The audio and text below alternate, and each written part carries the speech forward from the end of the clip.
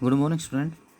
Ninth class का देखिए जो आपका चैप्टर चला हुआ है fourth linear equation two variable, हमने उसके पहले कुछ क्वेश्चन किए थे। अब आपने क्या करना, कोई भी आपके पास लीनियर इक्वेशन गिवन मिलेगी एक, आपने उसको ग्राफ में शो करना है। कोई भी लीनियर इक्वेशन मिलेगी आपको उसको ग्राफ में शो करना है। तो ग्राफ में शो करने के लिए क्या करना, जैसे पहले आपको बताया था ना सॉल्यूशन निकालना, ठीक है, 2 निकालने, 3 निकालने, 4 निकालने, ऐसे। तो ऐसे ही आपने कोई भी जो आपकी लीनियर इक्वेशन दे रखी है उसके आप 3 से 4 सॉल्यूशन आप निकालिए, 3 निकालिए कम से कम, ठीक है। जैसे x + y = 4 गिवन है, तो सॉल्यूशन निकालने के लिए हम एक x को यहाँ रख लेते हैं, y को इस तरफ लेके चलते हैं, तो 4 - y हो जाएगा, ठीक है।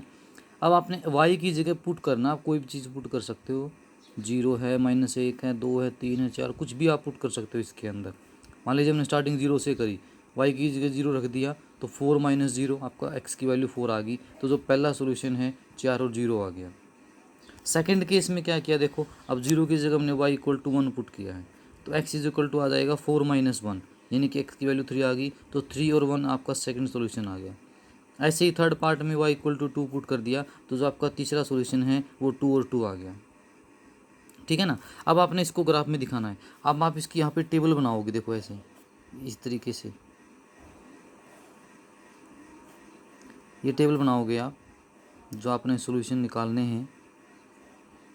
पहली वैल्यू x की, सेकंड y की। तो जो पहला केस था उसमें x 4 था, y 0 था। सेकंड केस में x 3 था, y 1 था। और थर्ड केस में x भी और y भी दोनों की वैल्यू 2 2 थी। अब जो हम जैसे हम 2 लाइनें लगाएंगे, एक x एक्सिस और एक y एक्सिस, हमें पता है कि सारे पॉजिटिव वैल्यू आई हैं, तो राइट हैंड इसका और आपका ऊपर आ जाएगा पॉजिटिव।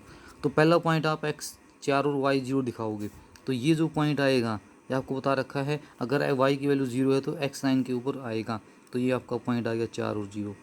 फिर आगे देखिए x 3 है, ये x 3 हो गया, y 1 है, तो ऊपर आप 1 तक जाइए, ये पॉइंट है।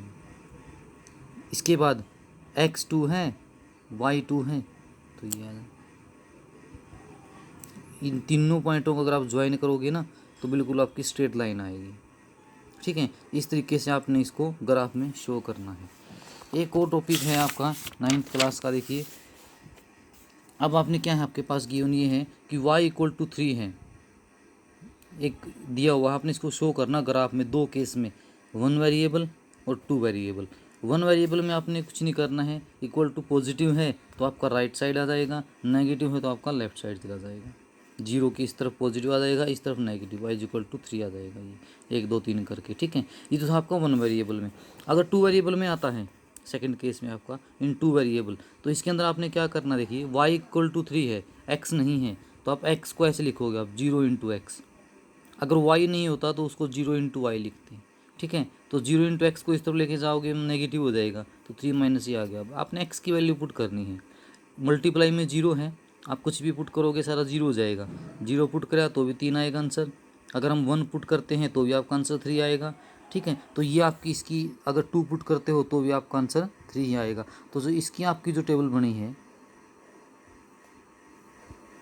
कोई भी जो 2 वेरिएबल के आपके आते हैं तो आप इसको ऐसे टेबल बनाओगे ग्राफ में, अगर बनाना है तो आपने, तो x = 0, y = 3, 1 3 2 3, ये आ गई। और ये आप इसको ग्राफ में शो करोगे तो ये लाइन आपकी पैरेलल आएगी, ये x एक्सिस के पैरेलल आएगी ऐसे, y = 3, ठीक है। इस तरीके से आपने इसको ग्राफ में शो करना।